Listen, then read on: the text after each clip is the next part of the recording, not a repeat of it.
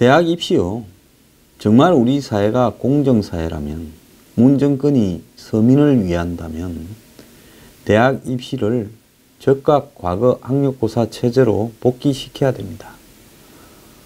학력고사를 한 2번 내지 3번 쳐서 좀 더 기회를 주는 것은 모르겠지만은 현재와 같은 수시, 정시, 입학사정관이니 무슨 학생부, 무슨 종합평가니 이런 짓거리 하면서요. 왜 붙었는지, 왜 떨어졌는지 정보가 성적보다 더 중요한 이런 형태, 그리고 더 나아가서 무슨 사회봉사니 뭐니부터 해서 대학에 가는 방법을 가지각가지로 만드는 부분은요. 없는 집 서민의 애들은 좋은 대학이나 취업이라도 될 만한 대학에 들어가는 길을 원천적으로 막는 겁니다. 지금 대학 가려면 대학이 학생 수보다 많습니다. 가려면 어디든지 갈 수 있지요. 경쟁 없이 들어가는 대학도 있지요. 문제는 대학에 비싼 등록금 내고 졸업해서 취업이라도 될 만한 대학에 가는가 하는 건데, 그런 대학에서 학생을 뽑는 방법이 갖가지입니다. 제가 나온 서울대학도요. 처음에는 무슨 농어촌 지역이나 무슨 서민 자녀를 위해서 특별 전형 어쩌고 저쩌고 하더니만 이제는 서울대학에 시험 성적으로만 딱 들어가는 사람은 한 20%도 안 될 거예요. 나머지 막 갖가지 방법으로 다 기어 들어옵니다. 이게 서울대학만 있는 거겠습니까? 연고대도 그렇고 전부 그렇게 돼버렸습니다. 그러면서 그것이 과연 공정하게 들어갔느냐 하는 게 저는 의문이었습니다. 그런데 그게 그렇지 않다라는 게 지금 터져 나왔는데요. 충북 지역의 한 국립대학의 교수가 면접을 보면서 학생들한테 막말을 했습니다. 자, 성적으로 들어가게 될 때 우리도 면접을 봤습니다만은 저는 그때 머리를 좀 기르고 갔더니만 학생이 왜 머리가 이렇게 기냐, 내신이 왜 안 좋냐 이런 소리만 들었어요. 자, 그런데 지금 국립대 교수가 황당한 입시 면접을 했는데, 그 내용을 한번 들어봅시다. 자, 충북에 있는 한 국립대학이랍니다. 충북에 국립대학이 많지도 않으니까 어느 대학인지 빤하게 놓을 겁니다. 이 대학의 한 학과에서는 여학생과 직업특성화 고등학교 출신 학생들을 면접에서 불합격시키라는 내부 지침을 만들어 적용했다라는 의혹이 나왔습니다. 이 대학에 따르면 지난달 말에 치러진 대학 최종 입시 면접장에서 면접관인 한 교수가 수험생에게 인권 침해성 막말을 하는 동영상이 언론에 공개됐습니다. 이 영상에서 한 교수는 수험생에게 몸이 좀 뚱뚱한 것 같은데 평상시에 많이 먹고 게을러서 그런가라며 용모를 노골적으로 비하했습니다.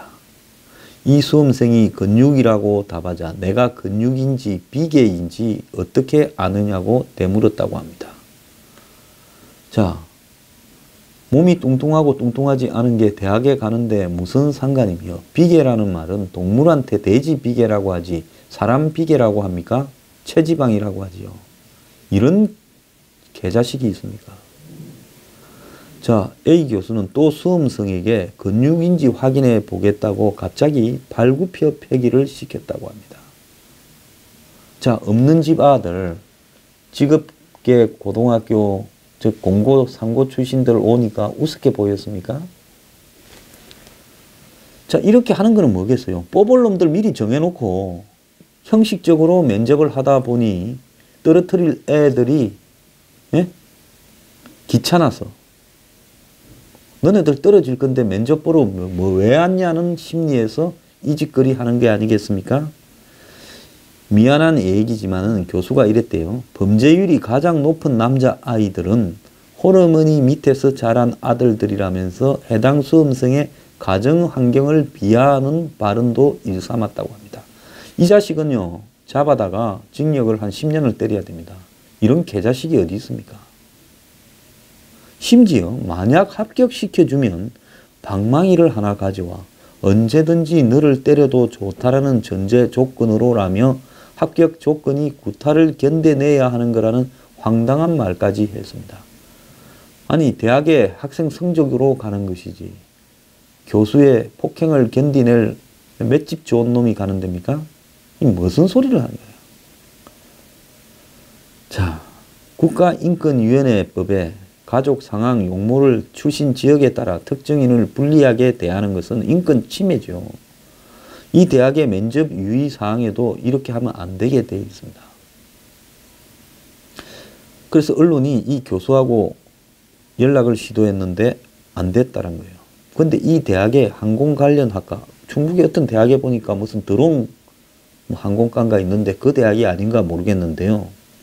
1차 서류 전형에서 특성하고와 여성은 D2 등급인 20점 내외로 분류해 불합격 처리하도록 하라는 내부 문건이 유출돼서 학교 및 성차별이 있었다는 이야기도 나옵니다.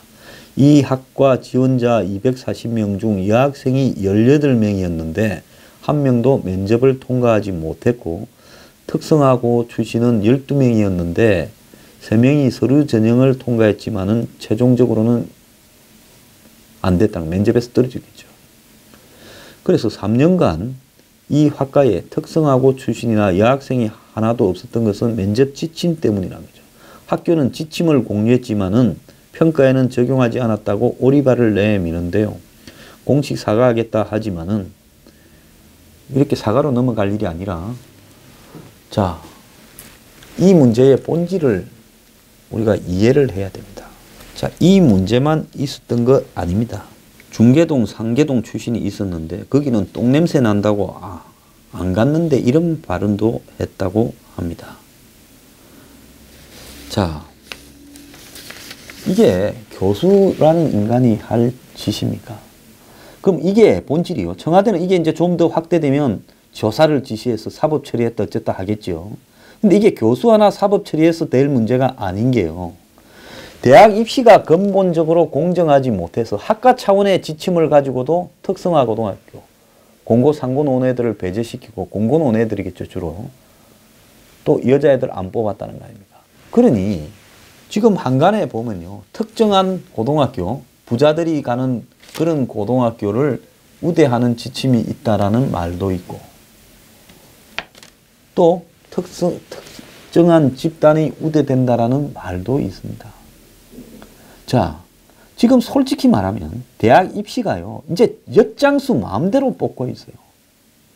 대한민국에서 공정을 갖다가 가장 공정해야 될 최종적인 부분이 뭐겠습니까? 대학에 들어가는 거, 군대에 가는 거, 그리고 취업을 하는 데서의 공정성입니다. 이 정권요. 문재인 대통령이 무슨 공기업 수백 개, 10만 명이 넘는 사람을 전수조사하라 해놓고는 막상 한 몇십 명 그냥 적발했다면서 그 중에 몇 명 고발하고 조용히 끝냈습니다. 떠들썩하게 공기업 취업 청탁 전수조사하라 해놓고는요. 왜 그랬을까요?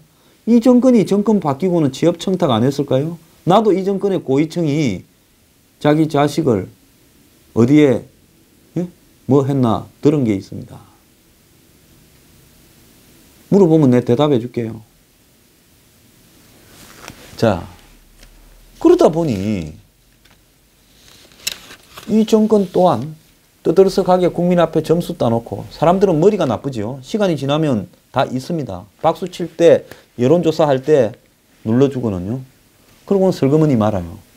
자, 왜 문정권이 서민들을 위하고 젊은 청년들의 고통을 갖다 들어주겠다. 공정한 사회를 만들겠다. 특권이 없는 사회를 만들겠다고 하면서 이런 입시를 방치를 할까요?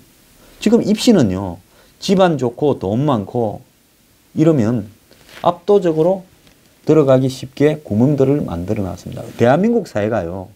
맨날 감시를 해도 빽이 지배하는 사회입니다. 취업을 하는데도 빽이. 내 숱하게 봤습니다. 내 주변에요. 좋은 재벌의 사회도 온통 백으로 들어갑니다. 금융의 사회도 백으로 들어갑니다. 시중은행이고 무슨 포스코고 뭐 백으로 들어가는 사람이 얼마나 많은가에 대해서. 그래서 공부 잘하는 거 아무것도 아닙니다. 부모 잘 만나가 백 좋은 게 최고예요. 대학도 해결되고 군대도 해결되고 취업도 해결되고 그리고 그 다음부터 평생 사는 게 편해집니다. 이게 지금 대한민국의 현실이에요. 그러면 공정사회가 되려면 어떻게 해야 되겠습니까? 적어도 기회가 이렇게 균등하고 경쟁이 올바로 관리가 돼야 공정사회가 되지 않겠습니까? 문정권이요. 이런 공정사회를 주장하면서 집권하지 않았습니까? 그 집권할 때 취임사에서 뭐라고 했습니까? 기회를 균등하게 주고 경쟁을 공정하게 하는 사회를 만들겠다고 했는데요.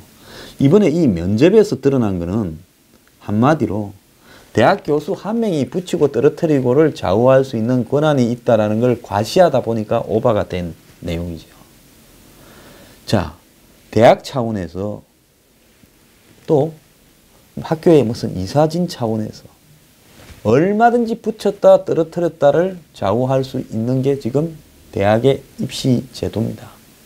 누구 좋아라고 입시를 이따위로 만들어 놓고 끌고 가는 겁니까? 그런데 이 지금 면접에서 나온 막말은 결국 입시 제도에 공정하고 투명하고 단순하게 만들어서 서로가 왜 붙었고 왜 떨어졌는지를 견제하고 조사할 수 있도록 만들어야 되는데 그런 것이 사라진 속에서 나온 갑질의 하나의 일단일 뿐입니다. 이 문제를요, 대학 입시를 완전히 고쳐야 되는 쪽으로 가지 않으면요, 문정권은 기회를 갖다가 이 균등하게 하고 경쟁의 과정을 공정하게 하겠다라는 부분이 전부 뻥이라는 겁니다. 문정권 취임사를 그대로 이행하려면요, 입시부터 공정하게 하십시오. 지금 결혼을 안 한답니다. 보통 문제가 아닌데요. 10월에 혼인 건수가 역대 최저였다는 거죠. 작년보다도 올 10월이 20.8%가 감소했다고 하고 있습니다. 결혼 형진국이 사라져가는 사회다라고 하는데요. 일자리도 없으니 결혼해봤자 바가지만 긁힐 거고 집도 없으니 결혼해봤자 고통일 거고 그럼 사는 게 혼자 사는 것도 고통스러운데 결혼을 하면 둘 다가 서로 고통일 건데 왜 결혼하냐. 이래서 청년층의 43%가 결혼 안 해도 그만이다 해서 혼인을 기피하고 결국은 저출산이 10년간 무슨 100조를 쓰고 150조를 쓰고도 출산이 헤매고 있는 현상이 나타나고 있다는 겁니다. 자, 이런 결혼을 기피하는 사회 보통 문제가 아니지요. 10월 달에 결혼을 많이 하죠. 보통 가을에 계절 좋다고 해가지고. 불과 한 5, 6년 전만 해도 한 5년 이상을요. 25,000에서 27,000명이 10월 달에 결혼을 했습니다. 그런데 올해 10월 달에는 17,400명만 결혼을 했다고 합니다. 이렇게 결혼을 하는 사람이 적어지니까요. 지금 10월 달에 태어나는 신생아 수가 급감을 했는데 2010년에 43,625명이 태어났어요. 2012년에 41,889명이 태어났고요. 2008년부터 2016년까지 최고는 43,600명, 최저는 31,600명 정도까지 태어났는데 올해 10월 달에는 27,900명이 태어났다고 합니다.